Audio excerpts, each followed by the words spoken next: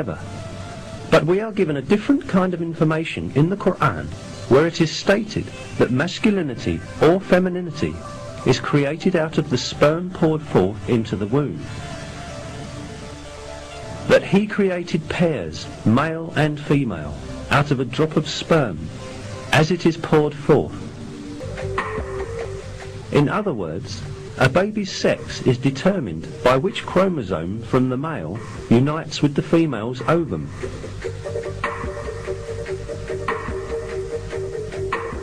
None of this was known until the discovery of genetics in the 20th century. Indeed, in many cultures, it was believed that a baby's sex was determined by the female's body.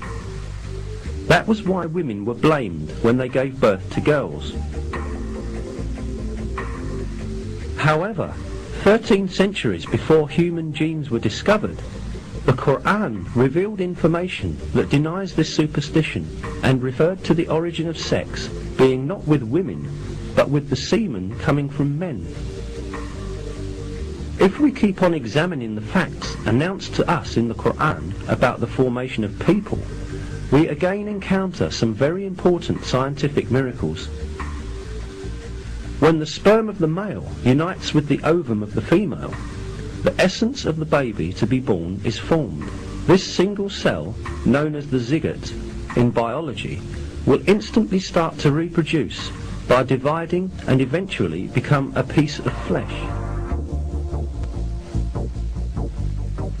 The zygote, however, does not spend its developmental period in a void.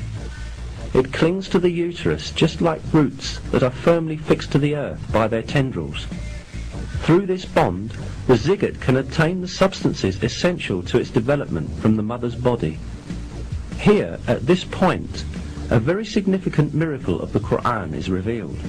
While referring to the zygote developing in the mother's womb, God uses the word alaq in the Quran.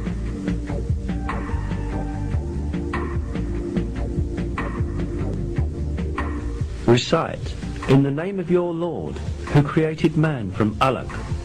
Recite, and your Lord is the most generous.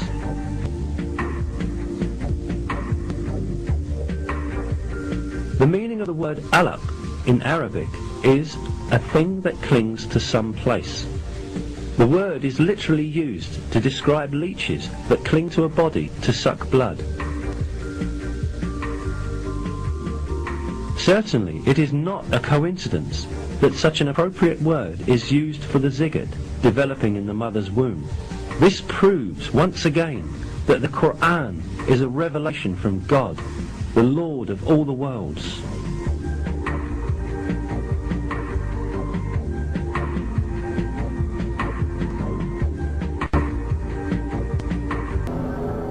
Muhammad could not have known these facts about human development in the 7th century because most of them were not discovered until the 20th century.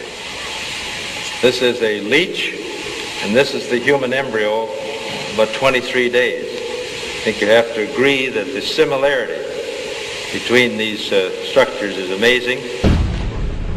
The key word in both is al-ghaib. At this stage is known to no one except Allah. The rapid growth and dramatic changes which occur after the bones have been clothed by muscles have been mentioned in the Holy Quran 1400 years ago. Surah 79, Ayah 32 states, also in the context of creation, and the mountains hath he firmly fixed. Similar mention of mountains is found in several other surahs. It is permissible to interpret this to imply that mountains are rooted and that modern geophysics has established deep crustal roots for the axial parts of mountain systems at converging plate boundaries. We need research into the history of early Middle Eastern oral traditions to know whether, in fact, such historical events have been reported. If there is no such record, it strengthens the belief that God transmitted through Muhammad bits of his knowledge that we have only discovered for ourselves in recent times.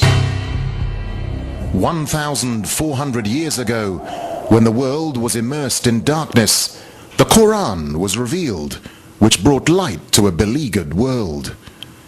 And whereas the earlier books came with many scientific mistakes due to the hand of man having delved into them, the Quran had none of these contradictions. The world thought there could be no reconciliation between religion and science.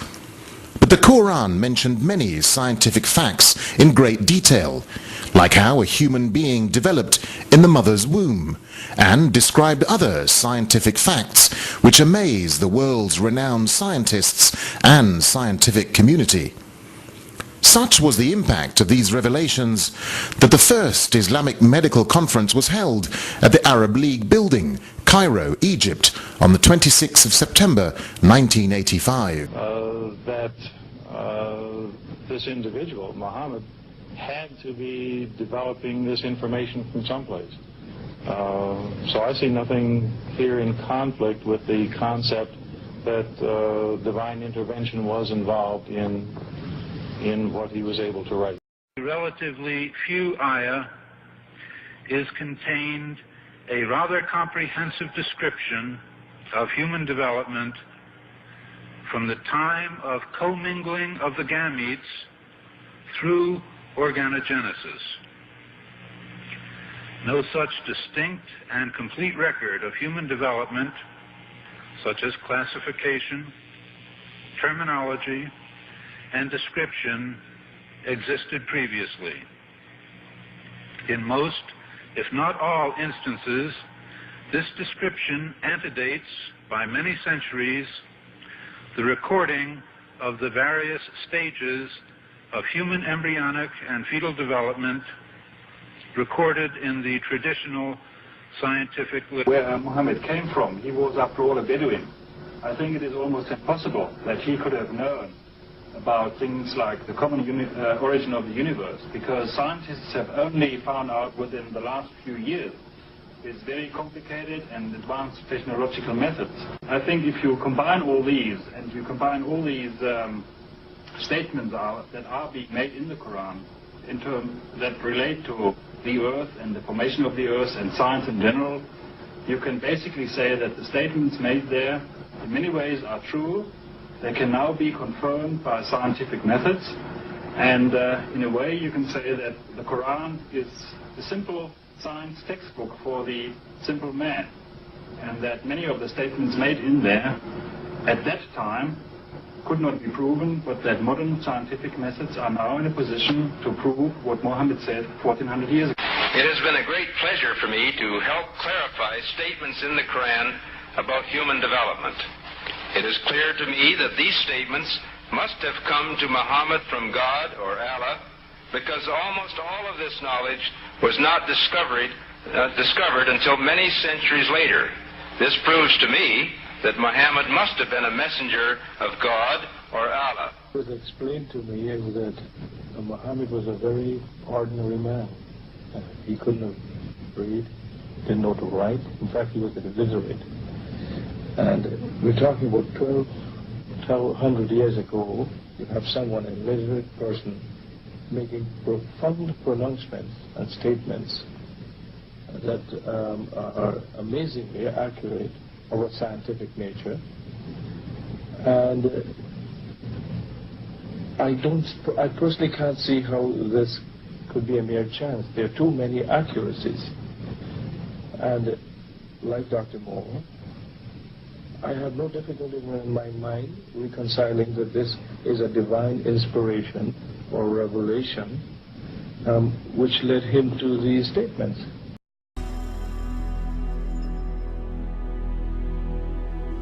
Mecca has been ordered as Kotor direction, conventional place for billions of Muslims, and as the holy center of Islam.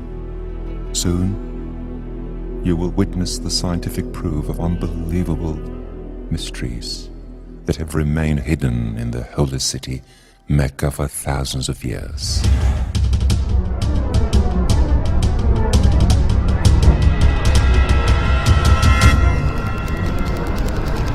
The constant, superior design number of mathematics, 1.618. The Creator has always used the very same number in numerous